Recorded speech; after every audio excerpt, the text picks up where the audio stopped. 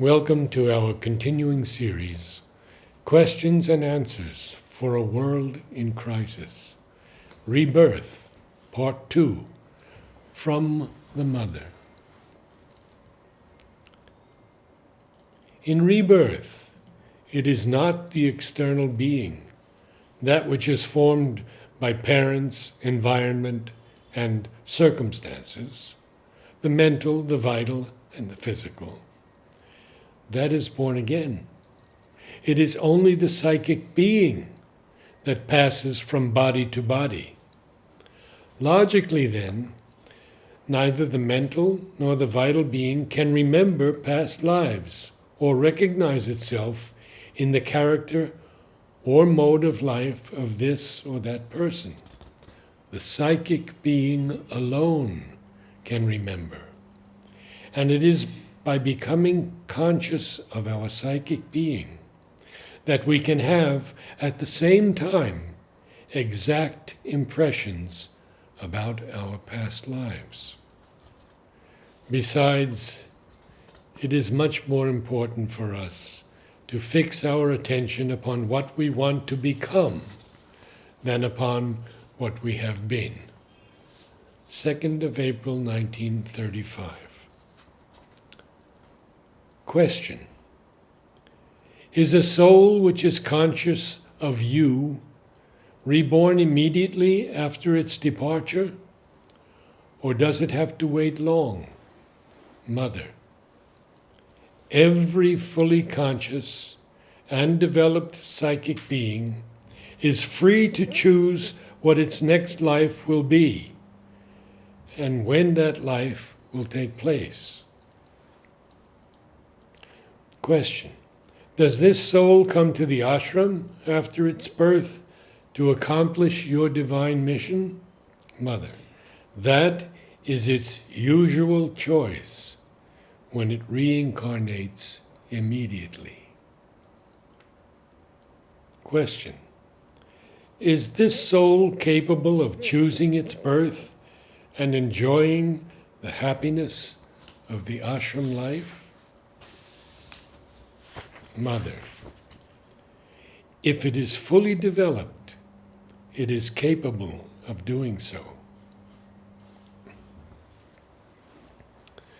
The bodily transformation will be the supreme spiritual rebirth, an utter casting away of all the ordinary past, for spiritual birth means the constant throwing away of our previous associations and circumstances, and proceeding to live as if at each virgin moment we were starting life anew. It is to be free of what is called karma, the stream of our past actions. In other words, a liberation from the bondage of nature's common activity of cause and effect. When this cutting away of the past is triumphantly accomplished in the consciousness, all those mistakes, blunders, errors, and follies which, still vivid in our recollection, cling to us like leeches sucking our lifeblood, drop away, leaving us most joyfully free. This freedom is not a mere matter of thought. It is the most solid, practical, material fact. We are really free. Nothing binds us. Nothing affects us. There is no obsession of responsibility. If we want to counteract, annul, or outgrow our past, we cannot do it by mere repentance or similar things. We must forget that the untransformed past has ever been and enter into an enlightened state of consciousness which breaks loose from all moorings. To be reborn means to enter, first of all, into our psychic consciousness, where we are one with the divine and eternally free from the reactions of karma. Without becoming aware of the psychic, it is not possible to do so. But once we are securely conscious of the true soul in us, which is always surrendered to the divine, all bondage ceases. Then, incessantly, life begins afresh. Then the past no longer cleaves to us. To give you an idea of the final height of spiritual rebirth, I may say that there can be a constant experience of the whole universe actually disappearing at every instant and being at every instant newly created.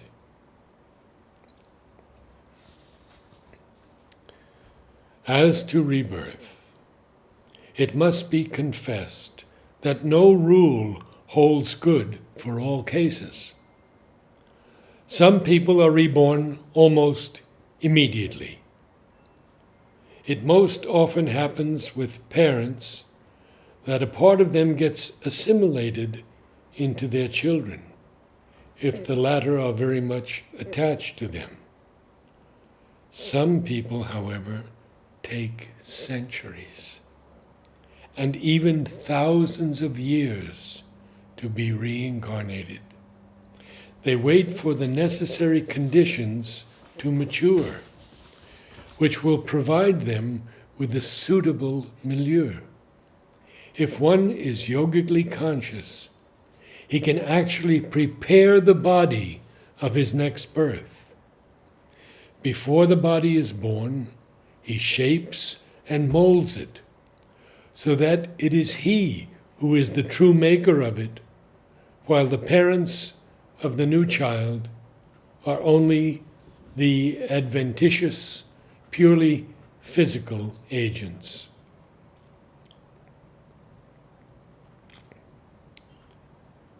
I must here remark in passing that there is a common misconception about rebirth. People believe that it is they who are reincarnated, yet this is a palpable error. Though it is true that parts of their being are amalgamated with others, and so act through new bodies, their whole being is not reborn, because of the simple fact that what they evidently mean by their self is not a realized individual entity, but their exterior personality, the personality composed of the outward name and form. Hence, it is wrong to say that A is reborn as B. A is a personality organically distinct from B and cannot be said to have reincarnated as B. You would be right only if you said that the same line of consciousness uses both A and B as the instruments of its manifestation. For what does remain constant is the psychic being, which is not the outward personality at all, but something deep within, something which is not the exterior name and form. Question. Sweet Mother, why do we believe in rebirth? What were we before our present state? Mother, those who have had the memory of past lives have declared the reality of rebirth. There have been, and there still are, beings whose inner consciousness is sufficiently developed for them to know for certain that this consciousness has manifested in bodies other than their present one, and that it will survive the disappearance of this body. It is not a theory to be discussed. It is an indisputable experience for one who has had it. Blessings.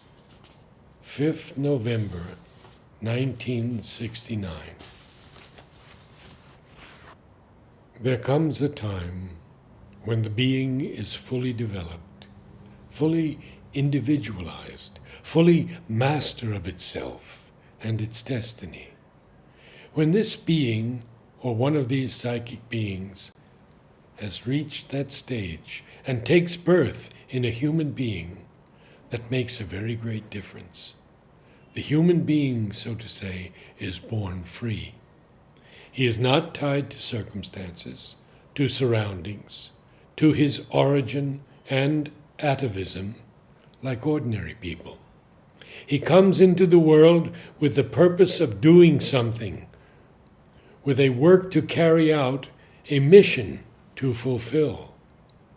From this point of view, his progress in growth has come to an end. That is, it is not indispensable for him to take birth again in a body.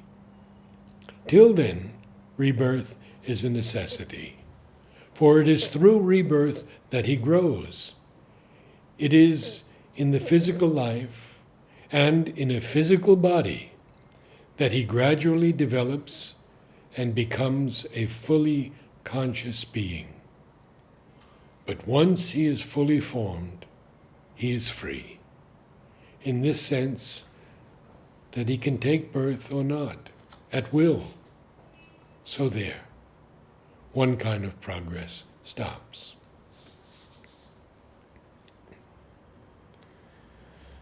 Resurrection means for us the falling off of the old consciousness. But it is not only a rebirth, a sudden change which completely breaks with the past.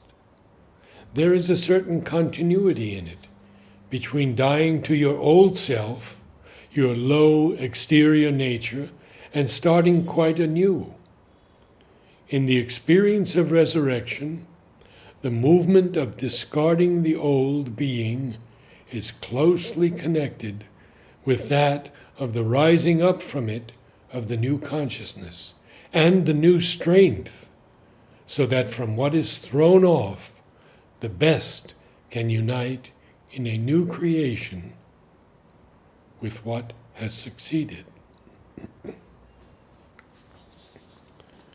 The true significance of resurrection is that the divine consciousness awakes from the unconsciousness into which it has gone down and lost itself.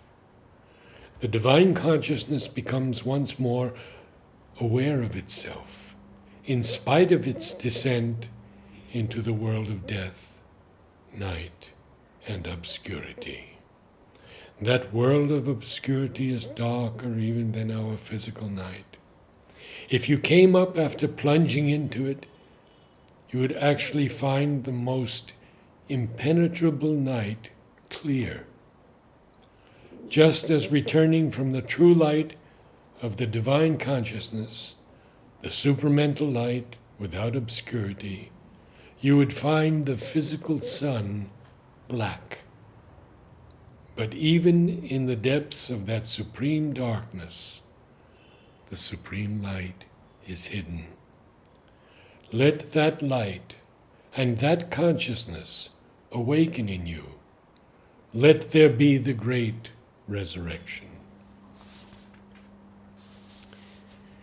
In all, in some part of our consciousness, there is a remembrance.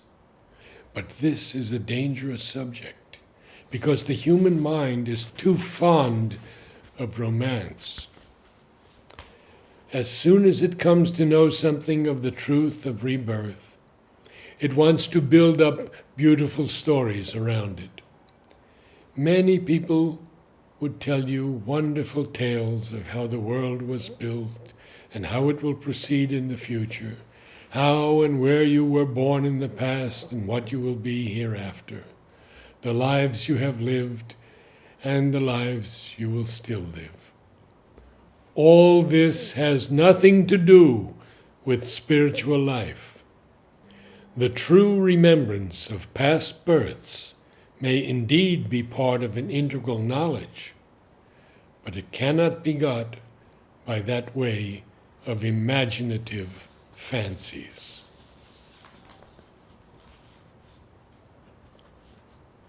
Evolution, that is to say, cultural and civilization, describes a more or less regular spiral movement around the earth, and the results of one civilization, it may be said, slowly go to form another.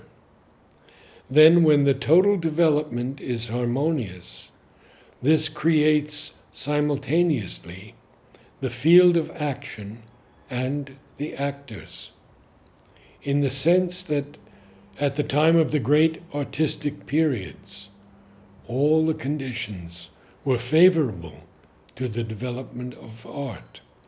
And naturally, the fact that all the circumstances were favorable attracted the men who could use them. There have been concrete movements like that, great ages like that of the Italian Renaissance or the similar period in France, almost at the same time, when artists from all countries were gathered at the same place because the conditions were favorable to the development of their art.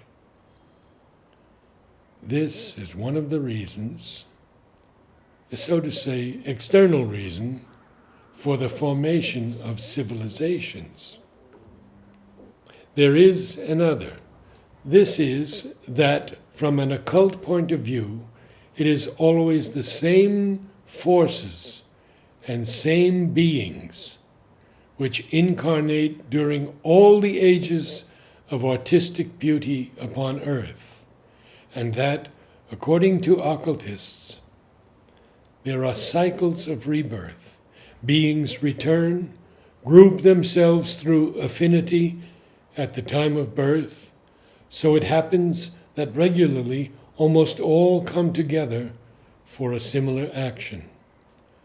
Some occultists have studied this question and given very precise numbers based upon the actual facts of the development of the earth. They have said that once in 100 years, once in 1,000 years, once in 5,000 years, etc., certain cycles were repeated, and that certain great civilizations appeared every 5,000 years, and that it was, according to their special knowledge, the same people who came back. This is not quite exact. That is why I am not going into details. But in a sense, this is true. It is the same forces which are at work. It is the same forces, and they are grouped according to their affinities, and for a reason which may be quite material, or for a mental or cyclic reason, they reunite at a certain place. And in this place there is a new civilization, or a special progress in a civilization, or a kind of effervescence, blossoming, flowering of beauty, as in the great ages in Greece, Egypt, India, Italy, Spain, everywhere. In all the countries of the world, there have been more or less beautiful periods.